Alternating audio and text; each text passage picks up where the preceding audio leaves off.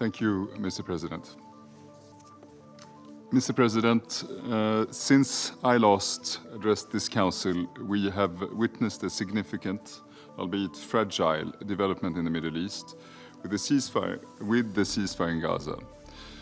We have also seen a cessation of attacks by Ansar Allah on vessels in the Red Sea and targets in Israel. This tentative reduction in hostilities, along with the release of the crew of the motor vessel Galaxy Leader, is a welcome relief. We must build on this opportunity as a foundation for further de-escalation. Yet, while we welcome this reprieve, we must also acknowledge the magnitude of the challenges still facing Yemen. Mr. President, a deeply troubling development is the fourth wave of arbitrary detentions of United Nations staff conducted by Ansar Allah last month.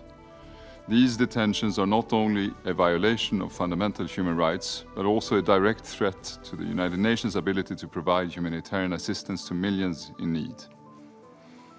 Even more deplorable is the death, while detained by Ansar Allah, of a UN colleague working for the World Food Programme.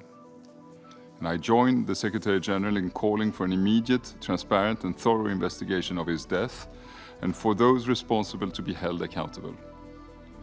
I also echo the Secretary General's strong condemnation of these detentions and call for their immediate and unconditional release along with the rest of the United Nations, NGO, civil society and diplomatic mission staff arbitrarily detained.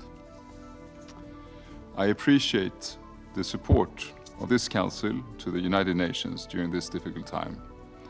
Allow me also to express my deepest condolences to Ahmed's family and to the World Food Programme. Regrettably, we have also seen a continuation of military activity in Yemen, with reports of the movement of reinforcement and equipment towards the front lines, and shelling, drone attacks and infiltration attempts by Ansar Allah on multiple front lines, including in Abyan, Al-Dale, Laj, Ma'arib, Sada, Shabwa and Taiz. I call on the parties to refrain from military posturing and retaliatory measures that could lead to further tension and risk plunging Yemen back into conflict. My office remains in regular contact with the parties, urging them to de-escalate tensions and take concrete confidence-building measures through the Military Coordination Committee. Mr. President, I am deeply concerned about Yemen's rapidly deteriorating economic situation. These hardships are felt across all of Yemen. In government-controlled areas, residents have endured prolonged blackouts, sometimes for over 24 hours. Last week, Aden went 3 consecutive days without electricity, which led people taking to the streets. That this is happening in winter, when energy demand is lower, speaks to the severity of the crisis.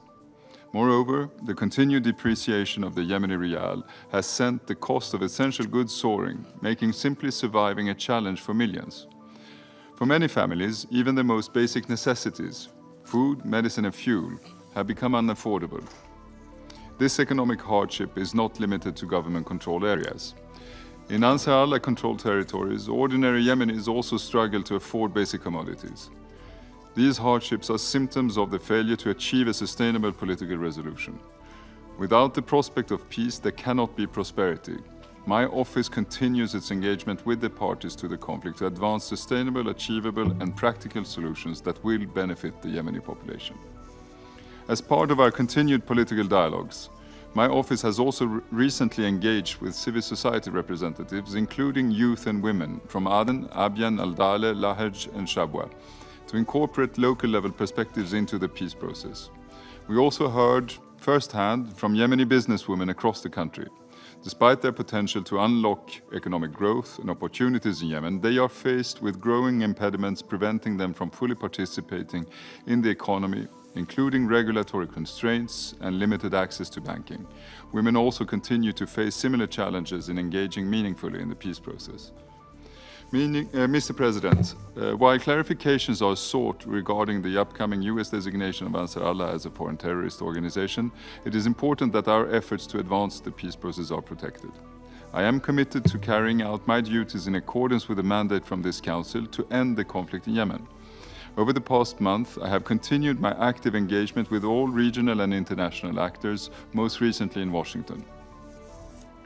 My message to all remains, that only a political settlement of the conflict will support the Yemenis in their aspiration for lasting peace.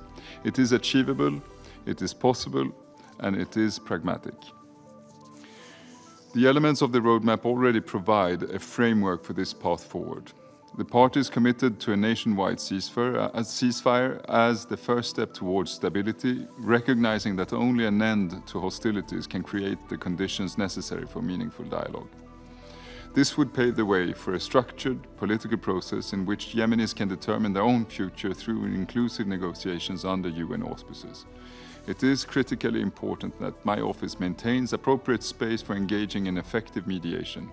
Moreover, addressing Yemen's economic crisis through sustained dialogue and concrete measures will be vital for rebuilding the country and preventing further hardship for its people. In this regard, I urge the parties to seize the opportunity created by the recent regional de-escalation and to build confidence through meaningful actions. The unilateral release of 153 conflict-related detainees by Ansar Allah is a positive step, and I encourage further progress. It is high time the parties make the necessary compromises to reach an agreement for the release of all those still held in relation to the conflict. Mr. President, let me conclude with this. Yemen stands at another critical juncture. The choices made today will determine the course of its future. A sustainable resolution to this conflict is still possible. I am not naive. This will not be easy. It requires commitment, courage, and action from all sides. The parties must engage in good faith and take the necessary steps to turn commitments into reality. I am aware that some think that they could get a better outcome through the resumption of full-scale military operations. I want to be clear. This would be a mistake for Yemen and a mistake for the stability in the wider region. The responsibility to create the space for a mediated solution does not rest on the Yemeni parties alone. Regional and international stakeholders also share a duty to support diplomacy, de-escalation, and inclusive dialogue. A genuine and lasting peace must be fostered through collective efforts. This requires resolve and coordinated action. I remain fully committed to confronting challenges head-on with a clear, structured, and relentless approach. Thank you very much, Mr. President.